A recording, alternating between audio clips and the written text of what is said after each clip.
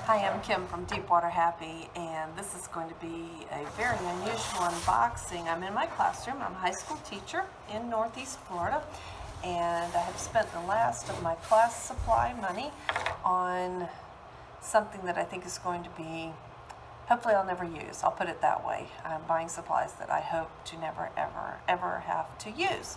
And this is from North American Rescue. I've ordered some supply kits for my classroom. This is along the order of Stop the Bleed and bleeding control kits in the case that we were to have something really horrible happen here, which hopefully never will happen.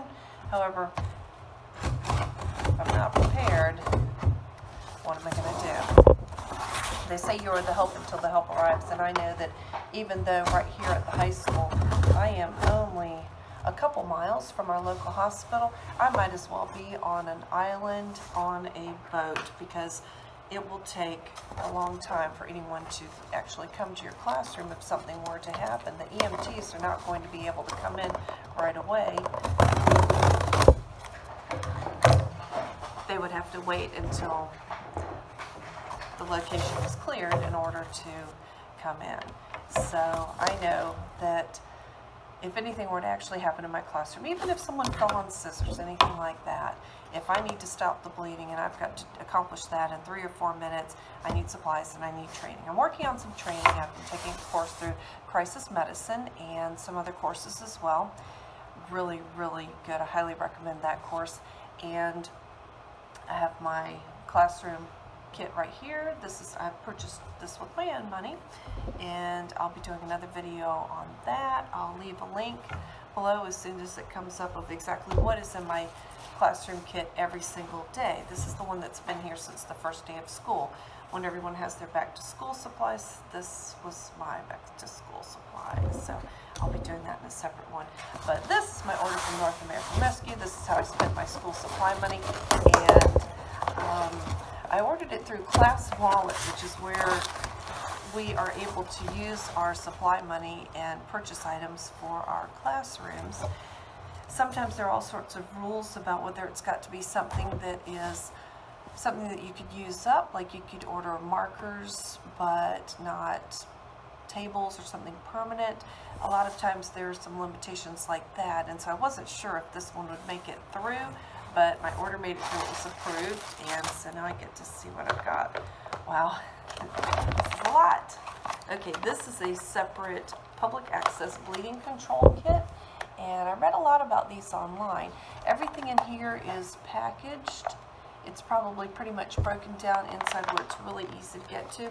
I can see right now, I can see that there's a Sharpie marker here, there's a tourniquet, I can see an emergency blanket, I can see the end of a pair of scissors right there, and there will be some gauze, there will be some bandages, items like that in here, and there will be a list in here that tells you everything that's in it. It's sealed up, so I don't want to open it up because the whole idea was that it is sealed, and if it turns out that I think I have too many items for my own classroom, then I can always stash one of these or 2 of these in the classrooms on either side of myself. This is really interesting. There's an expiration date on here. I think you'll be able to see it. Can you see that? That's always of interest if you have supplies that are going to need to be replaced pretty often, and how expensive is that going to be. This kit has an expiration date of January 31st, 2024. So that's a little while from now. That's pretty good. And even then, if that date were to come and this is all I had in my classroom, I'd reach for it anyway. So that's one. Here's a larger bag. Okay, and like I said, this is from North American Rescue, and this is a company that I order from myself. This is a company that a lot of the items in my own personal classroom first aid kit come from North American Rescue. I'm aware that with tourniquets, there are some imitations online that can be ordered from some of the larger places, and I want to make sure that all of the equipment that I'm using is not going to fail. This is, if someone's life is depending on it, I want it to be the real deal. I don't want to find out at that moment that I've got a tourniquet that's not real. Okay, so because I was ordering through a classroom thing, I really couldn't tell exactly what I was going to end up with. All right, so this has got a buckle along the back, and I'm not sure if you're intended, well, this wasn't built for a classroom, so I guess this is what goes like behind the headrest on your vehicle so that it can sit there ready to go, and then you can just pull it loose. There is some, I'm not positive how you pronounce it, it's mole or mole. There's some mole back here where you could attach some more items. Here's some snapped closures so that you could snap it over something. Here are also some that have buckles on them that clip in and clip out, and I see there's Velcro, so you can adjust everything. So it looks like this could all be adjusted for a multitude of uses. This is a really sturdy looking pack. There are some safety scissors right on the outside. On my pack that I carry for my classroom that I have on my desk, I don't have the scissors on the outside. Because it is a classroom, I'm always concerned that someone is going to borrow them and not return them. Because if they see that, they'll think, oh, there are scissors. I'm going to check and see just how easy it is to get these loose. Okay, that's not too bad. And most likely, if anybody gets these loose, they're going to look at them kind of funny and go, are these the scissors I'm supposed to be using for my project? They are safety scissors, and here's a good tip right there. This is for, I don't know if you can see that. Let me show you that. Do you know what that's for? That's for turning on oxygen, I believe. That's like a little tool right in there. So that's pretty easy. Those are pretty easy to get out. They're pretty accessible, and they're definitely not going to just fall out of this kit. Okay, the top has some Velcro. Okay, and in here are Bear Claw glove kits. Okay, so in the top section, before you even get into the kit, there's a little bit of a Velcroed section, and there are 5 sets of gloves there. And I know that our health instructors here at the high school say that gloves should be replaced pretty often, every year at least, that they degrade. So that would be something that I would think about replacing annually. Okay, now for the interior of the kit, let's see what we've got. Okay, I noticed a couple things sort of falling out on me, and that shouldn't be happening. Okay, there's what we've got. All right, so there are 2 North American Rescue brand permanent markers right there. These are for writing on tourniquets, or you could write on someone's forehead if you had to what time you applied a tourniquet.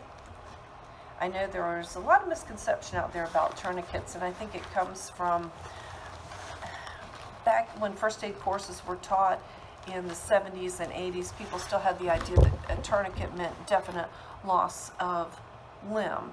And I'm not an EMT. I have first aid training, that's about it, and a couple other courses under my belt.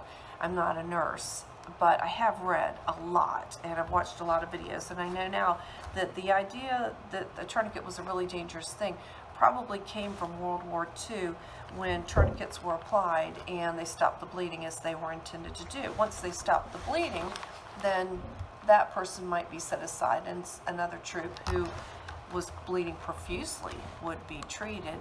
And so the person who was set aside because they weren't bleeding profusely, who had the tourniquet on, might have to wait several hours, and by then they possibly did lose their limb. And that's where the idea of, if you apply a tourniquet, that limb is definitely gone, is the case.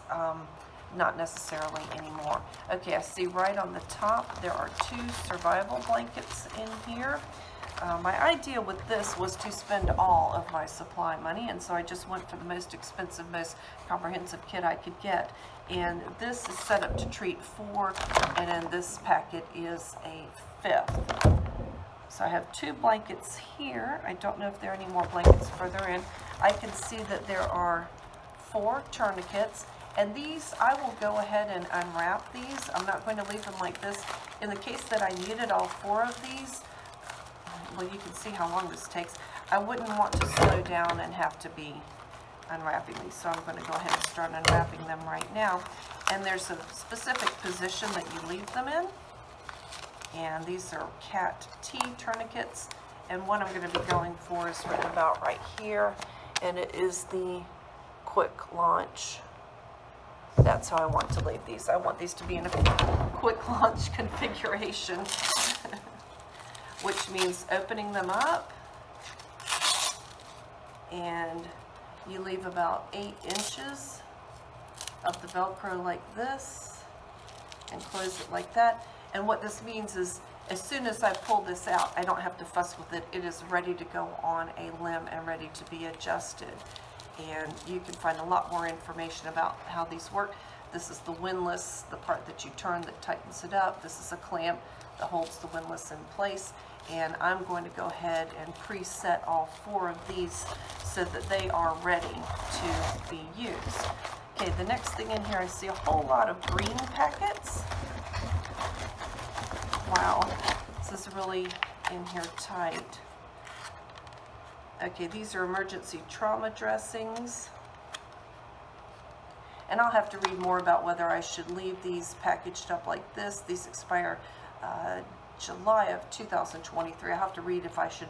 Some of these, once you open them, there's yet another packet inside, and so it's better to go ahead and get them down to closest to the use that you're going to have. So I've got 1, 2. This one looks like a little bit larger one. Okay, this is a 6 by 12, so a larger trauma dressing, and these are 6 inch. So I've got 1, 2, 3, 4, looks like 5, nope, 4 6 inches, 1 4 inch, the 6 by 12, and I'm making a mess of this. 4, okay, so 4 4 inches, 4 6 inches, and a 6 by 12. So these are all the trauma dressings. Okay, so here are the other 3 tourniquets that I'll get in that ready position.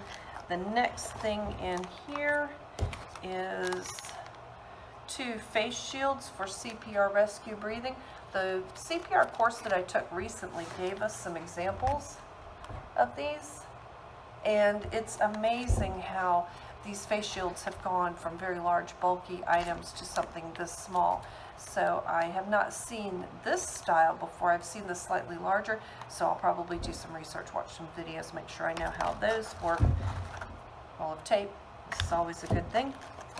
And there are 4 compressed gauze. Wow, these are really compressed. There's a drawing on there.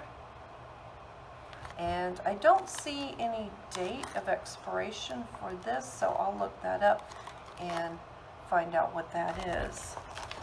So there are 4 of those in here, and then the last is there are 2 of the hyphen chest seal twin packs, and so if there are 2 twin packs, that means there are 4 in here.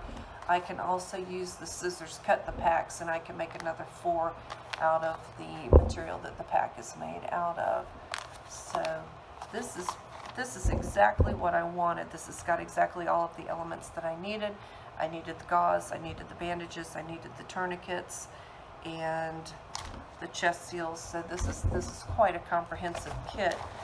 This one is called the Combat Casualty Response Bag, and it has a list of all of the items that are in it, so it's easy enough to reorder.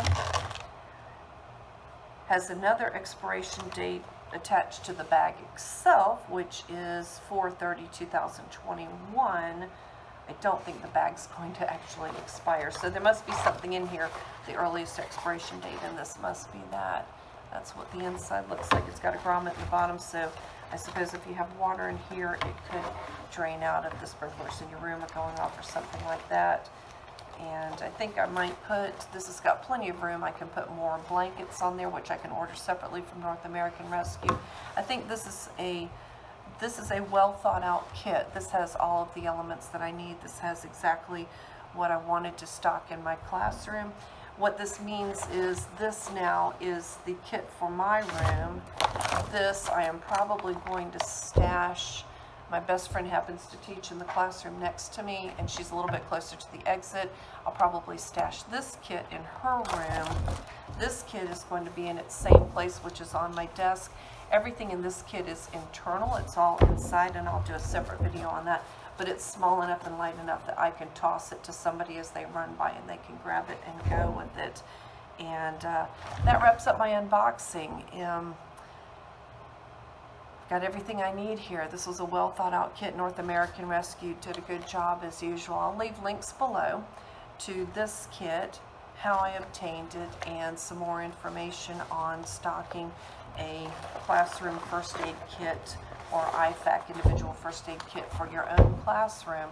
This should be one of the first things you think about when you think about back to school supplies this coming year. This is what you should be putting in your room. If $60 to $100 means saving some lives, that's an important thing. And we know we are the help until the help arrives. And that's not going to be in the 3 or 4 minutes that it takes for someone to bleed out. We're going to need to be the ones to get the training and have the supplies and be ready in our classrooms. Hopefully we will never ever use any of this training. Hopefully we never need to use these supplies. But if you don't have the training and you don't have the supplies and something happens, you're a victim. So this is Deepwater Happy, and like I said, I'll leave all the links below. If you like my content, there'll be more coming up. There'll be the what's in my bag. With this, I have a lot of dive, cycling, cruising, and sailing safety and boat information, a lot of videos on YouTube. I also have Instagram and Facebook under Deepwater Happy. I'm Kim, and thank you very much for watching. If you made it this far, please tell me which of these items would be the one that you would be first to research and watch some videos and figure out how to use, or do you have any really great ideas for me for training for school teachers? Please let me know. I'm always looking for more training. Thank you very much.